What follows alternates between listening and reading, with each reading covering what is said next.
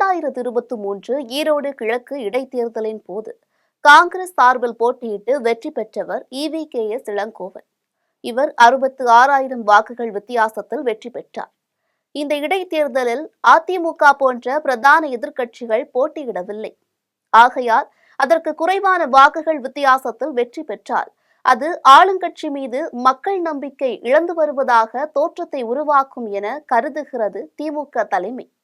இதனால் குறைந்தது 1,00,000 வாக்குகள் வித்தியாசத்தில் வெற்றி பெற வேண்டும் என அமைச்சர் முத்துசாமிக்கு டார்கெட் கொடுத்திருக்கிறது திமுக.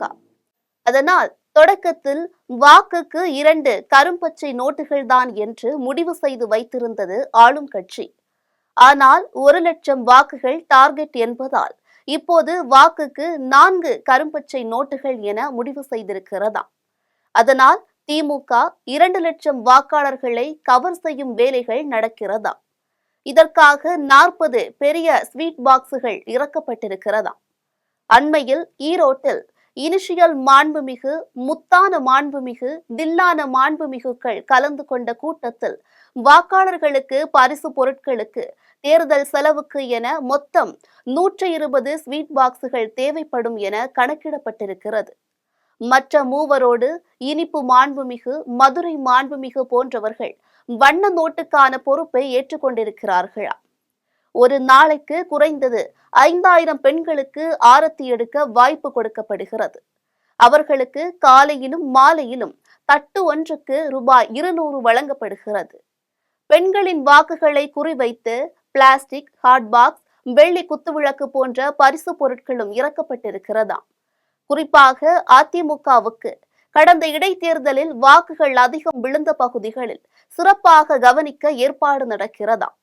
40வது வார்டு பச்சையப்பா நகர் சந்திப்பில் நடந்த பிரச்சாரத்தின் போது ஆரத்தி எடுக்க அழைத்து வரப்பட்ட பெண்களுக்கு பணம் கொடுக்காததால் அவர்கள் திமுக நிர்வாகிகளிடம் சண்டை போட்டதும் அரங்கேறியது. அதில் அங்கேயும் பணம் வாங்குனீங்க, இங்கேயும் பணம் வாங்குறீங்க என்று கேட்கிறார் ஒரு நிர்வாகி. நீங்க கூப்பிட்டதால தானே வந்தோம், இல்லைன்னா நாங்க எதுக்கு வர்றோம் என ஒரு பெண் ஆரத்தி தட்டுடன் கேட்பதும் அவரை திமுக நிர்வாகிகள் சமாளிப்பதுமான வீடியோ வெளியாகி பரபரப்பை ஏற்படுத்தியது. இந்த இடைத்தேர்தலுக்கு பெரும் தொகையை முத்தானவர் செலவு செய்வதால் 2026 தேர்தலில் ஈரோடு கிழக்கிலேயே போட்டியிடலாமா என யோசிக்கிறாராம்.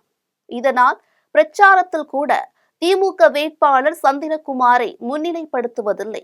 அவர் இல்லாமல் சந்திரகுமாரும் தனித்து தொகுதிக்குள் செல்வதில்லை. கடந்த வாரம் காய்ச்சலால் முத்தானவர் பிரச்சாரத்துக்கு வராத நாட்களில் சந்திரகுமாரும் பிரச்சாரத்தை கேன்சல் செய்து விட்டார் என்றால் பார்த்து கொள்ளுங்களே. தொகுதிக்குள் அதிமுக வாக்குகளை குறிவைத்து நாம் தமிழர் கட்சி களமிறங்கி இருக்கிறது. அதன் வேட்பாளர் சீதாலட்சுமி தொகுதியின் கணிசமான வாக்குகளை கொண்ட சமூகத்தை சேர்ந்தவர். அதனால் அவர்களை குறிவைத்து பிரச்சாரத்தை கையில் எடுத்திருக்கிறார் சீதாலட்சுமி. அதோடு தொகுதியின் அதிமுக நிர்வாகிகளை சந்தித்தும் ஆதரவையும் கோருகிறார்.